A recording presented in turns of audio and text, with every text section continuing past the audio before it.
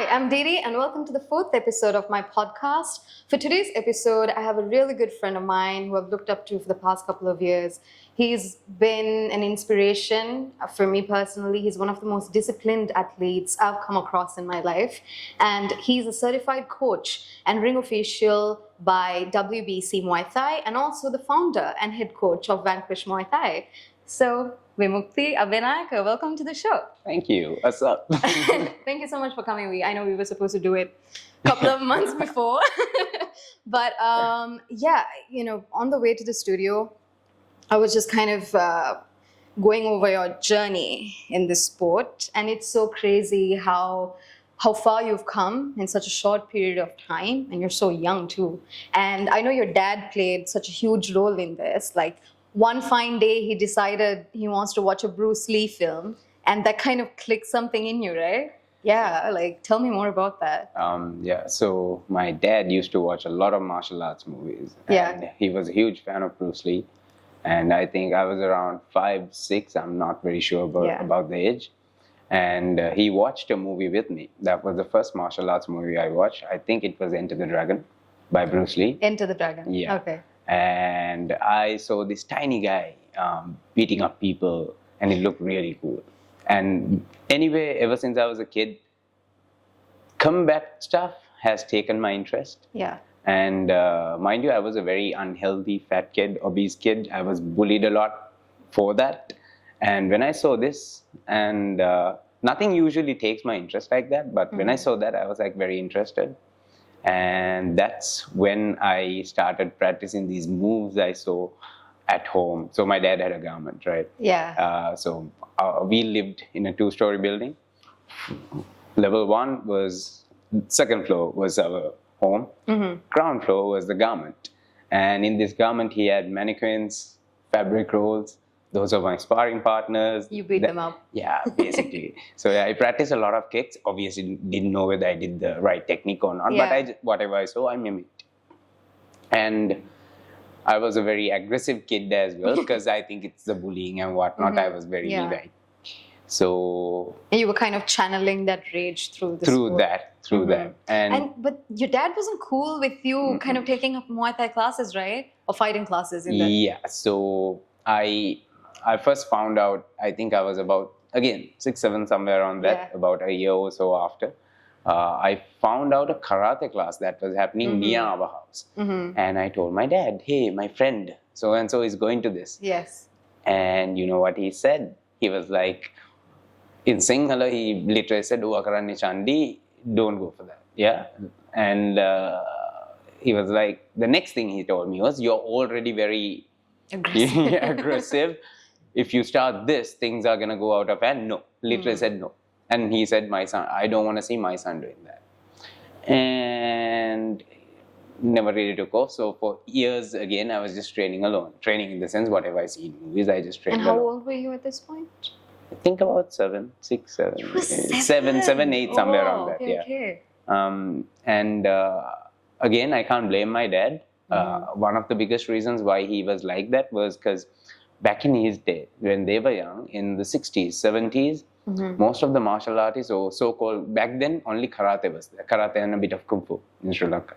And most of the guys who did these were actually related to the gangs. Right, okay. So, and back then, you watch Cobra Kai? Yes. Okay, it was actually like because in Sri Lanka, the main character was cute, but yes, I have. It's not that far off, meaning back then, when a gym opens up in the same town, the other gym sort of goes and gym storms them. And God. It was weird. It was weird. Okay, it was weird. So obviously, this is what my dad saw. Right. And their generation saw. Yeah. And after seeing that, I think they had a really bad picture of things. So obviously, they wouldn't want their children doing that. Yeah, makes sense. So, yeah. I know you're a coach now for so many years. Being a coach, it is obviously your responsibility to push your athletes to their limits while ensuring their mental well-being. I want to know how you've kind of strike that balance, because obviously this sport, it's an ordeal process to become an athlete in this sport. And I know it's tough on your body and your mind. And what's your take on that? How do you strike that balance and make sure that your athletes are also kind of doing good mental wise? Right. So one of the things is in this sport, like in any sport, I think it's different to every individual. Yeah. Because the drives, everyone has their why. They started, I started this because of a certain thing. My fellow students, each individual has their why. They started the sport, or they got directed to martial arts because of a certain thing that happened in their life or certain thing that they saw in their lives. And it really helps a lot of us, martial arts, when it comes to a lot of things that we deal with in our real lives as well. Yeah. So again, training, I push them, obviously. My students, they know the amount of pressure I push them to their level. And when it comes to their mental health as well, each individual is different, as I said, and how I cater to those is also different. But, and again, when you talk about balance, when it comes to a coach really doesn't have a balance, to be honest, because one thing that I realized when I became a coach is that a fighter or the athlete has to be a bit selfish. You have to think about you come first. But when you're a coach, it's the others, your students, come first. So you got to be very selfless when it comes to becoming a coach. So from there on, like motivating them to pushing them, I take a lot of my private life off to make sure that happens. And if you noticed, our team literally lives in the gym. Yeah. Like Monday, people who you see in the have morning. Like movie nights and like, yeah. Yeah, it's so we are lovely. always together. One thing that I believe in is who you associate, you become. And the next thing is that what you see, you become. So if you are in different circles with people who have different dreams, chances are you are half-assing everything that you are doing as well, because That's interesting. Because one person's into something else, the other person's into something else. But collectively, we are not having one goal. So we are not having any input from each other. I'm not saying that's a bad thing, but because you can get different perspectives of things. And different things, yeah. Yeah. But then again, when it comes to sport like this, people who do the same sport knows what they go through. The mental battles, the physical battles. So I make sure that they always stick together so that each of them can push each other to their absolute levels, but also help each other. And in fighting, the styles are different when it comes to, we are doing one art. Yes. But in this same art, different flavors. Yeah, different flavors. And like body types also make styles, meaning tall fighters usually go for knees and elbows. And shorter fighters usually have to fight close range with punches and clinch. Okay? And so all these fighters put out their different flavors and perspectives. So when they are always together, they learn from each other. And their conversations are about the sport. What they watch is about the sport. So they literally live in the sport. Otherwise, you can't go international and win. So this is one of the ways I keep them in it. What's the culture like at Vanquish? It's a very homely vibe, I guess. This is mainly with the fighters. And even the beginners who come in, we invite them for all these events that we conduct. Yeah. But it's also very no BS, straightforward. Like, we are not a feel-good gym. Right. There are gyms that are feel-good gyms, meaning you go to have a good time, feel good about yourself, just train and come back. We are not that. Our gym is like 90% of the people who come to a gym would not fight. Yeah. And I'm grateful for those people who come, because they are the ones who keep my dream alive and my fighters' dreams alive, because they pay the bills. That's the truth. But at our gym, we don't train even those who don't want to fight as, just guys who do it for fitness. If you say you do a certain martial art, you should be capable of, defending yourself. Yeah. And, so in Muay Thai, the reason why I love Muay Thai is that there are no grading systems, there are no belts. Only way to prove yourself is by sparring another or fighting.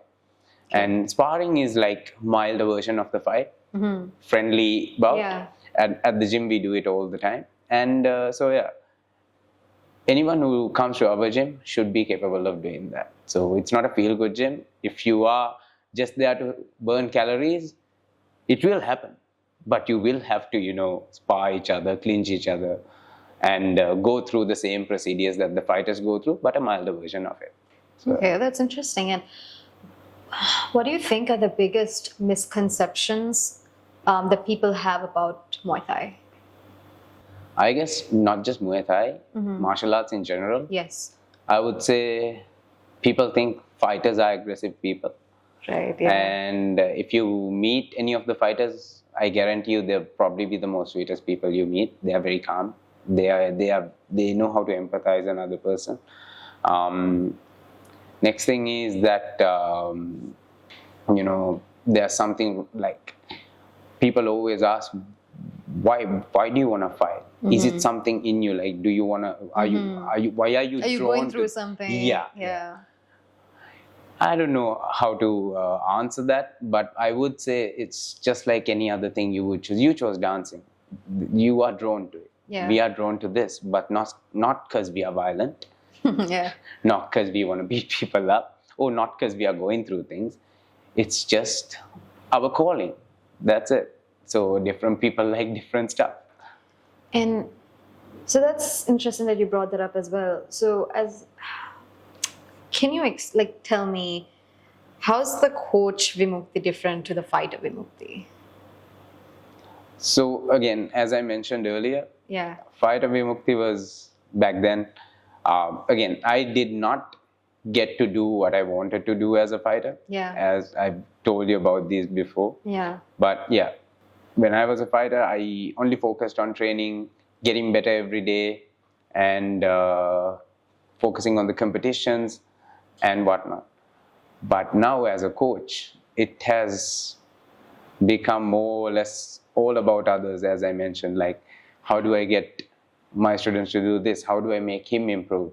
And even if they are doing something wrong in their personal life that I see that could affect the sport, I have to Don't you get burnt out in this process? Because it is such a selfless approach, like you mentioned, just constantly making sure that so many of your students are, at this level doing this, and it's like a checklist of items to tick off. And don't you feel like at one point, man, I want to take a break. I want to do something for myself, or.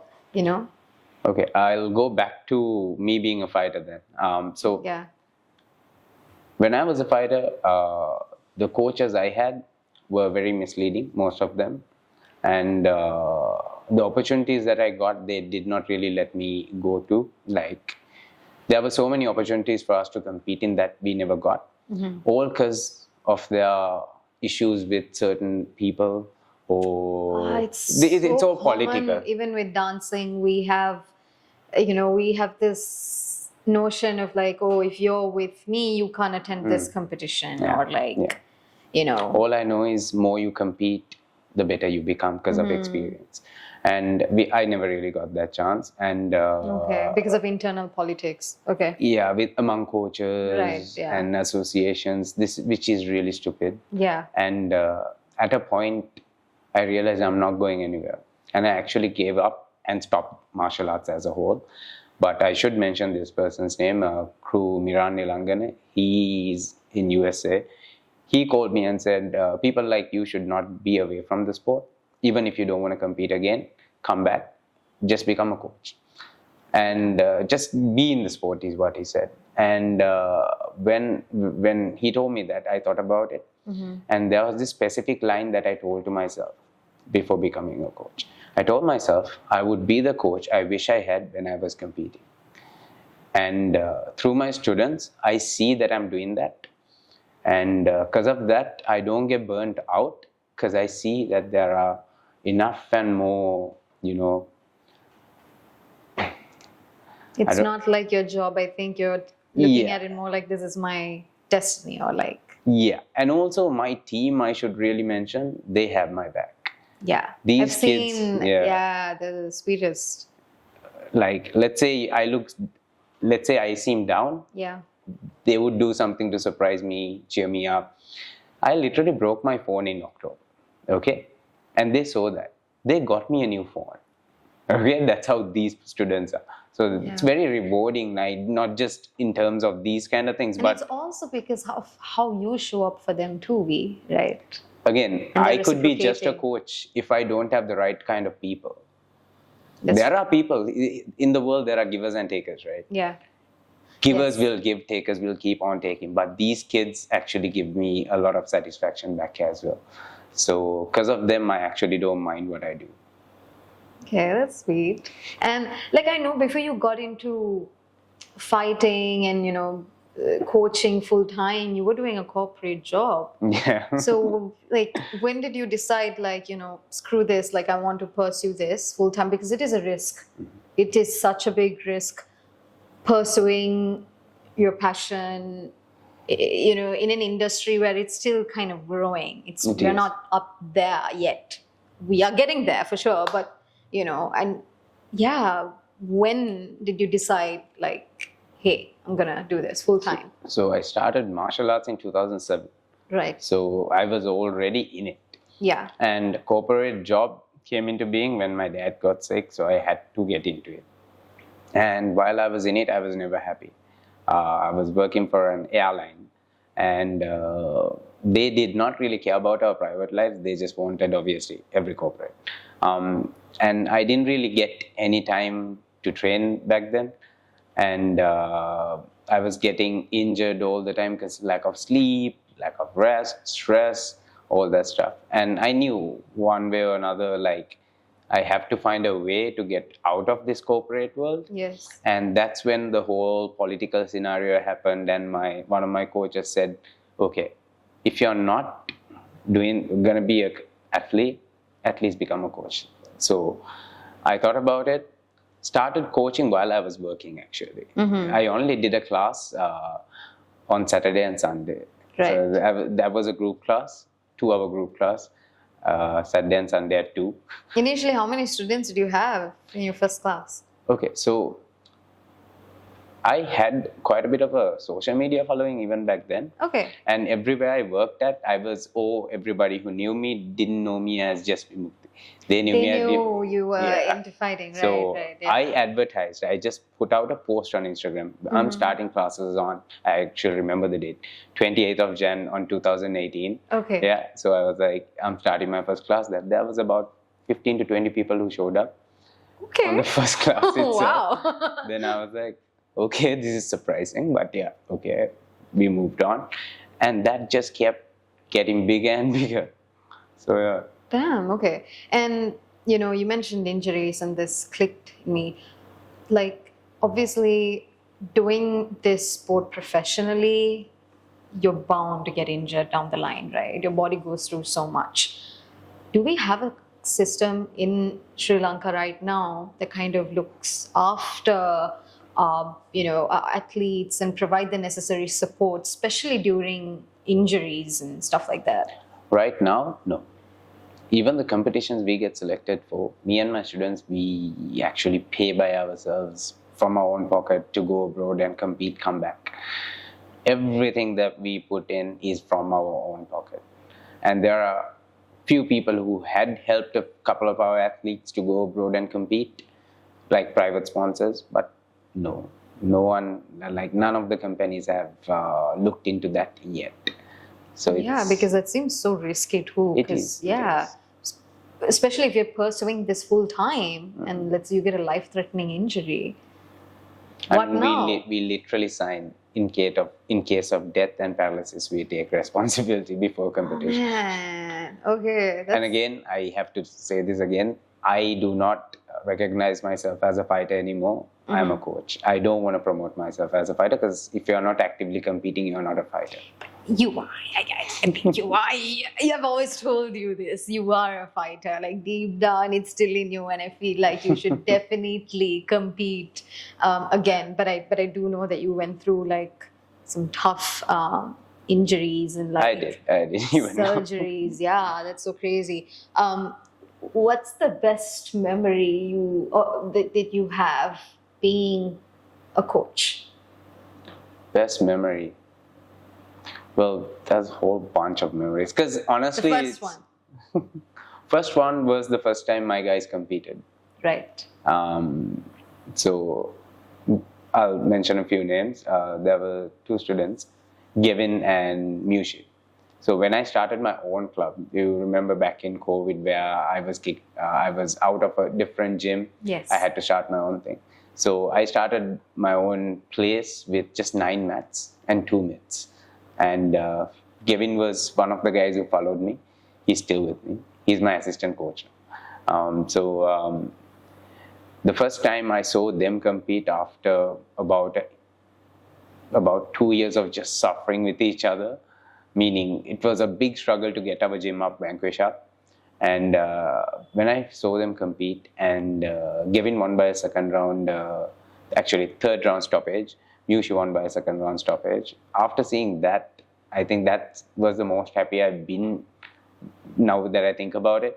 Because, for years of being a coach, you don't get the same satisfaction of just training people, but to see them use what you have taught them in the ring and them succeeding, that actually probably was my best memory. And then you just mentioned that you started off with just like 9 mats, and how was that journey like, man? My God! And now you have like a proper gym and a ring and all of that. And I think it's the only gym with a ring, right? With a fighting ring.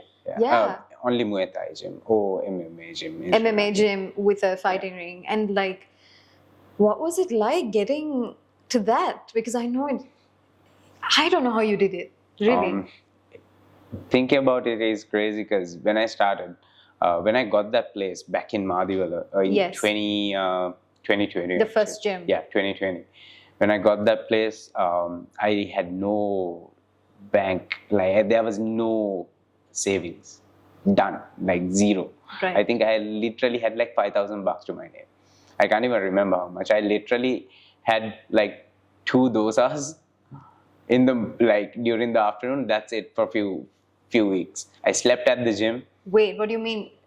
You had one meal? Yeah, because I had no money when I started the place. Right. Okay, because due to an issue I had to leave the earlier place I was coaching at. Yes. And when I started my own thing, it was the peak of COVID. And mind you, 2 weeks after I started my own gym, the rent was super high for me back then. Country went into the second lockdown. I freaked out. Yeah. I was losing it. And few students with me, I'm so grateful for them. I advertised, I thought, what could I do? And I was like, okay, online. How do I teach fighting online? That was my second concern. I was like, okay, I can't teach them to fight, but I can teach them footwork. I can teach them technique. And I could combine these two and keep them fit. That's something. Yeah. And I started online classes. Turnout was crazy. And that paid the rent. That's all I cared about back then, the rent. The rent. Yeah, and that paid it. And as long as that's paid, I'm happy. So yeah, and then as the new gym, as the lockdown went away, through the lockdown classes, I had a new following as well. They all joined in to our group classes. Yeah, the in-person classes. Yeah. And it actually went quite well. I think even though our class was a bit rough when it comes to training, because we are very serious when it comes to training, and I'm also very stern on it. Even though that's the case, I think people who joined us loved that fact, because we don't kid around. We don't bullshit. Yeah, we don't bullshit, simply. And everyone who came to us actually had good results as well. And I saw their lives changing. They literally have told me.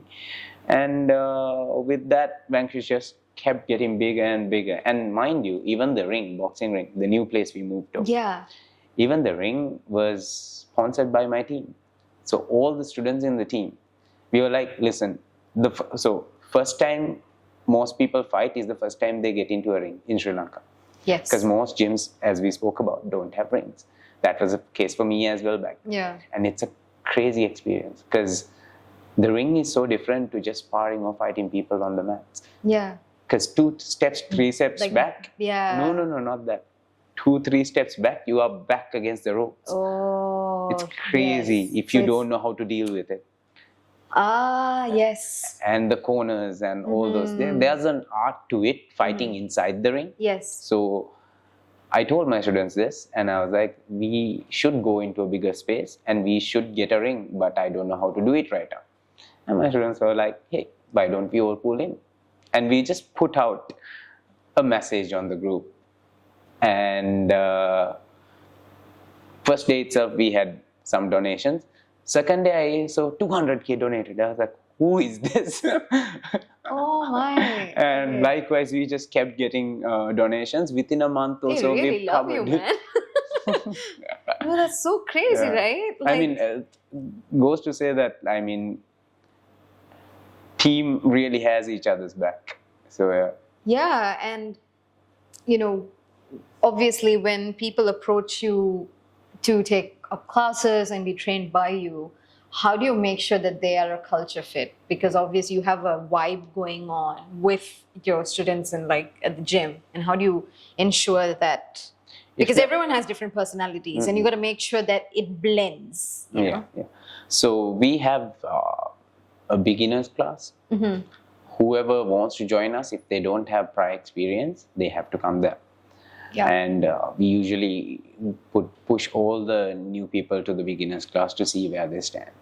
And through that class, it's a mixed class, and through that class, we usually see how their characters are and whatnot. If there's anything that we do not agree with, that the gym culture is not aligning with, we literally tell them, look, this and this is not working with us. Can you change it? If not, we'll have to say goodbye. Specifically, we don't tolerate, some guys come into the gyms, even fitness gyms, they think it's like Tinder. They go into They think it's Tinder? Yeah, I mean, most gyms, right? Not fighting gyms. I'm talking about just the bodybuilding type gyms. It's like Tinder for these guys, right? I mean, it's not, right? So there are specific guys I've come across like that. If I see that, I literally tell them, like, yo, I see what you're doing. Stop, because this is not going to end well. Okay. Not that I would beat them up, but they are. I mean, yeah, part of your job to beat them up. Okay, that's interesting. And I know you've been, winning competitions. Your students have been doing extremely well. What's the next step? What's next for you, and what's next for Vanquish? So I'm thinking more or less on whole of Muay Thai terms when it comes to Sri Lanka. Right. Yeah. We don't really have anyone who have competed in the biggest scale or the biggest stages. That's what we are looking at right now. Because if you take for striking, Muay Thai, kickboxing, and whatnot, the biggest stage right now is one championship. And that's a Singaporean-based company. There are Indians fighting there.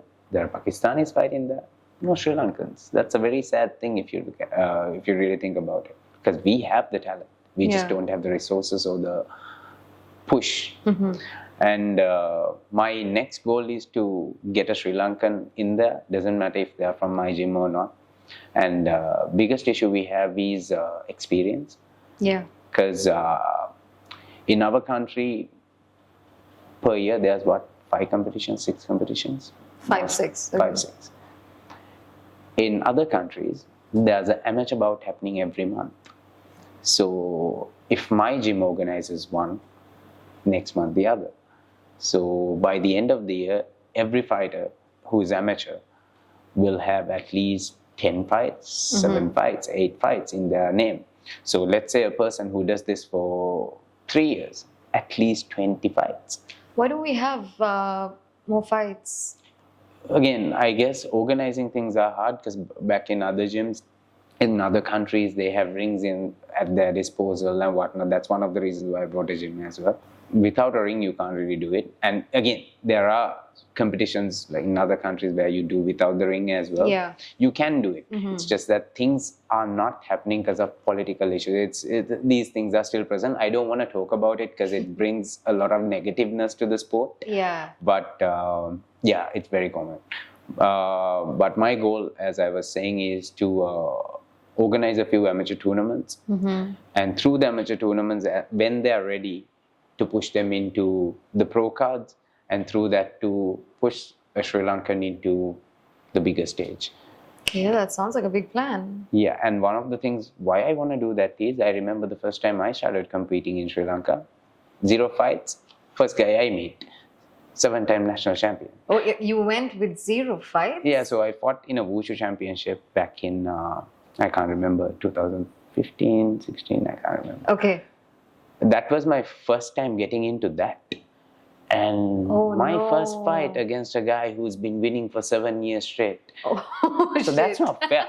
That's not fair. So and this is the case for most Sri Lankans. Wait, was this the same guy that you told me was like 7 feet tall or something? No, that's in Thailand. Oh shit, sorry. Because I remember you told me like this guy, this massive dude. Yeah, this was after. Okay. But what I'm talking about right now is the same thing that happens to a lot of Sri Lankans. And then just imagine you're good, okay? You're getting better, but you still don't have ring experience. You go to fight, okay? Yeah, that's crazy. You're fighting someone with experience. Obviously, the experience is going to win most of the time. Fighting like a 7-time champion with no... like from Navy. Crazy. That's crazy work, man. No. But what it does is, see, people like us, we wanted to do this, so we kept going somehow. But most people are going to get disheartened from the first experience. No one wants to get hurt. Yeah. And think about it. You are what, 0 fights in, and you fight someone experienced. The first fight, bad experience. Most people can't recover from it. It's a sad thing. Because a lot of talent is rolled away. Do you mean recover away. Mentally? Yeah, it's a very hard thing. Yeah. Trust me, I've been beaten like to the ground in fights. In those, there are like for months I had issues sparring people, like flashbacks. Oh, I'm scared getting, like I shell up. Things Trauma? Yeah, that's there. It's a true thing. Oh, wow, okay. So one of my goals is to make sure that proper levels are set. Like if you have 0 experience, the fighter you are getting should match to it. Right. Yeah. 100%. Few classes like that, so that it's always going to be equal competition. It's going to be fair competition, and it's safe. And then, and only then, the sport will grow, because there's a method to it. And experience, while you match each other, you are technically going to get better. Yeah. So yeah. What's your pre-game ritual? Pre-game ritual. Well, like, I know there's such a cool thing. Oh, okay, I'm so sorry. I don't want to disrespect it. But like, I know you have this particular head wear, and you touch all 4 corners. So when it comes to Muay Thai, this is very specific to Muay Thai. It's known as the Mongkol. Mongkol, again, comes from religious beliefs, and every gym has their own Mongkol. And the Mongkol can only be touched by the coach. Only by the coach? Coach. He's the only one who has the right to place it on the head of the athlete. So, and once you wear it, you can't go below the ropes. You have to go over the ropes. There's like things like that. Oh, wow. Yeah. So, and usually these are blessed. So who blesses them? So different religions, like every religion has their thing. The priest blesses the Mongkol. Yeah, usually that's the case. And hands it over to the coach. Yes. And that's placed high on the gym, never low. You'll never see a Mongkol down. If you see that, that's very disrespectful in our art. And you might have also seen the armbands that we run. Yes. So that comes back in the war times. So Muay Boran was the first art that evolved into Muay Thai. Muay Boran was used in unarmed combat back then, when the soldiers lost their swords or their weapon to nullify the opponent or to kill the opponent, basically. Okay. So when they go into battle, their mother, sister, or wife, whoever they have at home, tears a part of their dress and that's beautiful. Ties it. Yeah. It's a sign of love, protection, and also a reminder of home, so that I have to come back. So that tradition is still carried on in the ring when it comes to Muay Thai. So the armband is known as a prajit, and that's prajit. So it's like a reminder of home. Home, plus they believe mothers or wives or sisters blessing. Yeah. Wow. And then you wear the Mongkol. Yes. And then the... Oh yeah. So the reason why we do is, first the 4 corners. We seal the 4 corners. Okay, sealing it again with different religious beliefs, and they say it takes away the evil. Right. So Thais are very superstitious, and I actually love how they do these things. I mean, it just adds so much more depth to this sport. It's not just a fight. It's beautiful when you. It gets more beautiful. You've seen the dance right after sealing the four corners, right? Yeah. It's known as the Y crew. Y crew. Y crew. Y means power, respect. Crew means coach. Okay, so they do that to honor their coach, their gym, their parents, and their country. Damn. And they usually do 3 bows. Yeah. 1, 2, and 3. Again, different people have different perspectives of it, but my coach in Thailand taught me that the first bow is to your parents, second is to your country, third is to your gym. Similarly, every fighter, I think, has their own perspective. After the fight, they do the Y crew. Before the fight, they do the Y crew. And all the moves in it have meanings. You should actually watch a Y crew to really understand. There's deep-rooted history behind it. And there are some Y crews where the fighters do like this. That's literally sharpening their sword. They're showing it, and they look at this and check the sharpness of the blade, put it in. Like, every gym has their own culture. Some people believe in the Garuda, so they do something like that. It's beautiful to watch. When you know the culture, it tells a story. It's storytelling, literally. Oh my God, that's so nice. Yeah. So that's kind of like the ritual before. And it also, fighting. All the movements open up your hips and warms you up for the fight. All the moves you do in that warms you up. It's such a, they've thought it through. Damn, so it's like a little dance. It's a dance to the Thai music. Yeah. And it's beautiful. And you taught your students the Y crew? Yeah, the pro fighters. Pro fighters, you taught them the Y crew. Do you have any specific moves that you incorporated into the Y crew? Well, we keep it very basic. But I allow every fighter to do what they like towards the end. Like specifically Gavin. Gavin loves a fighter named Burkau. Burkau was my personal favorite as well. Both of us grew up watching. So he does this thing. After the Y crew, he goes to the middle of the ring. He draws an arrow, throws it at the opponent. So stuff like that. So Gavin usually does that. Oh my God. Have you ever done a Y crew before? I did in Thailand, but it was very basic. Okay. Dude, damn, that's amazing. And you brought up how each religion has their own way of performing the Y crew. Can you tell me more about it and how it differs? All right. So again, Buddhist fighters, they usually do the 3 bows. And as you know, Muslim fighters, they don't worship, or they don't keep their hands together and bow. So they do their Y crew like this, seated. And then they do the rituals they do. And Hindu fighters, they add aspects of mimic movements of Hanuman or Garuda and stuff like that. So there's a unity to it when it comes to that. And even though I always say this, it's such a violent sport. It's very brutal. But there's something so beautiful in it where people come together, countries come together actually, when you really watch fights.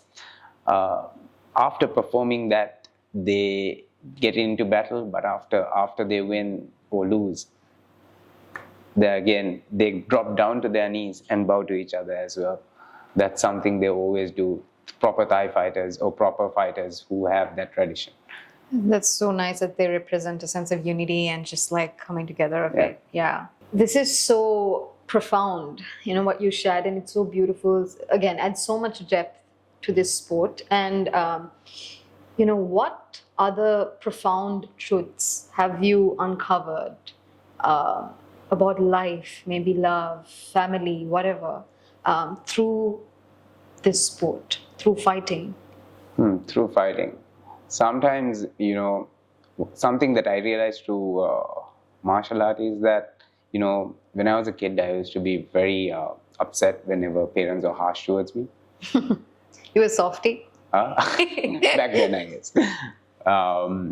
But something that I realized through martial art is that usually the harshest people care the most about you. Usually the soft people who are nice to you all the time, let you be in your comfort zone, don't really care much about you. Because in fighting, usually the coach who cares the most about you will be a pain. Yeah. He's going to be annoying. And there are also others, who let you be. You're chill, Yeah. let you do your own thing. You might actually vibe with the guy and chill with the guy, have fun with the guy, but he doesn't really care about you, does he? So, like martial arts taught me, like specifically Muay Thai taught me that about it. And this sport is very close to life. I always tell this to my students because when you go into competition, we put in 6 weeks, 8 weeks of work, very rough work. And it's like, because we sacrifice a lot of things to do that. And if you lose a competition, it's so draining. And one of the things I always tell my students is that this sport shows you the highest of highs and the lowest of lows. And it's so close to life. And reason why I say that is that when you win in a fight, when you overcome another human being who's trying to put you down, that high, ask any person who have fought, that high is unmatched. Person who has fought the last week of competition, draining, nervous, crazy, so many mental demons. You think of your opponent as a boogeyman sometimes.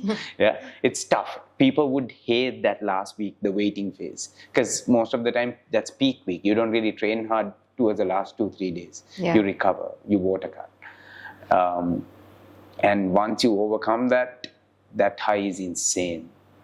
But also, if you lose, all that effort, if you lose bad, all that effort and getting dropped by another human being is so, like, you feel really bad. So it shows you the lowest of lows. It keeps you humble. And this sport is like a good mix of both. Damn. Okay. And, I always, towards the end of the episode, I always ask my guest this one particular question. And I personally feel like it allows me to get a glimpse of their soul. And the question is, what's that one conversation, and this could be a conversation with anybody that changed your perspective entirely, and it's always there with you deep down? And do you have a particular conversation that you always think about sometimes? Well, before I do anything, there's something that my dad used to always recite. It's like a stanza at my house. My sisters would agree to this. He always used to tell us, if money is lost, nothing is lost. If health is lost, something is lost. But if character is lost, everything is lost. So those, even now I get goosebumps thinking about it. Because my dad used to recite that ever since I was a kid. And that's deep within me. So whenever I do something, I don't put money first. I do think about health, but above all is character. What is character to you? Well, things you believe in, where you come from, doing the right thing. And can you elaborate more on that? So, what do you believe in? Well, I believe in standing for what I believe in. Again, if you want to do something, you should be capable of facing all those odds and doing it. And there's a term, I'm sure you've heard this quote: speak the truth even when your voice shakes or shivers. Be that, basically. Amazing. Thank you so much for coming today, V. And I really enjoyed the conversation. I felt like it was so, it gives such a good deep dive into what you do and your life. And I appreciate you and thank you so much. Hey, thank you for having me again. Cheers. Cheers.